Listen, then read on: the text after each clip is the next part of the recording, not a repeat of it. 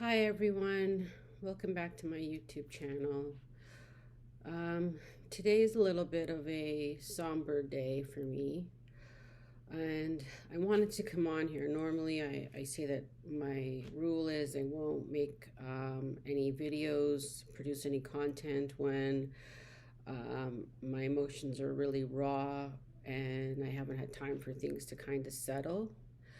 But I wanted to do one today because I just wanted to show again the face of chronic pain, the face of fibromyalgia.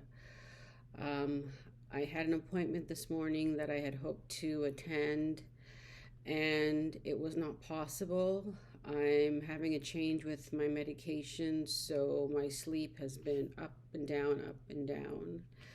And if you look at my hands, will even bring them closer to the camera. You can see where there's swelling, you can see where there's inflammation, and they are still tingling and they are on fire. The fire intensity, I would say, feels more like a 3. I did have to take my dog out for a walk this morning, so sometimes when I have to nudge him along, it aggravates my hand situation. So this is just part of what fibromyalgia can look like for people. For me, it's the pain and swelling is all over my body. I experience it in heightened ways in my hands and my feet.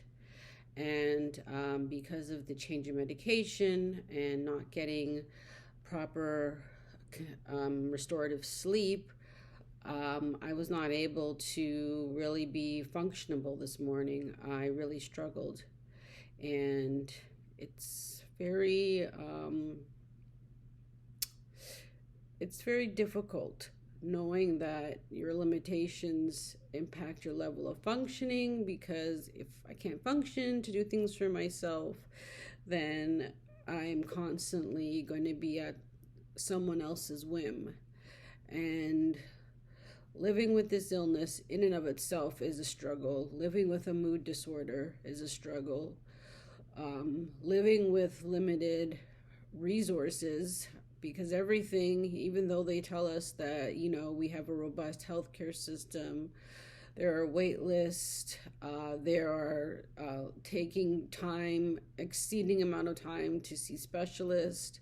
If you're in the midst of crisis, which means you're really, really bad, and I've been in that situation a couple of times, yes, they throw all the resources at you at once, but they forget that behind all of the physical or mental illness that you might be facing, you're a complicated, complex overall person. And so they just treat the one thing and then they send you back out there. And it's really a struggle because people see you, and when you're living with chronic pain, you can't really see it. When you're living with different types of mood disorder, unless your behavior is really erratic, people don't notice it, or they have a stigma against you because of it. So knowing that it's affecting my ability to function from day to day to day, it scares me, honestly, because then that means, what does that hold for my ability to be self-sufficient? What does that hold for my future? How does that impact how I'm able to earn a living? All of those questions then creep up and rise up in my head, and I know that part of that is just the mood disorder acting out and acting up. And so today I'm going to try to exercise self-compassion, to be kind for the things that I was able to do so far for the day, that I was able to go out with my dog. I do have the option and the ability of mobility to physically move. I have a safe place that is my home. I can lie down and rest as much as I need if that's the case. I am fortunate that, yes, I do have food to eat in my fridge. So I can take rest in knowing that there are little small victories. And even when I'm not able to do the things that I would ideally like to do to be more and more productive, I still have to celebrate the little things that I am able to do. And if you're living with chronic pain, I would encourage you to do the same. when it's a rough day like I'm having today, and I'm showing you the rawness of what it looks like. It looks tired, it looks mentally exhausting, it's painful, it's isolating, it's just a challenge. And unless you're walking this path, you have no idea. And you shouldn't judge, because people like me who are living with such an illness are doing really the best that we can possibly do.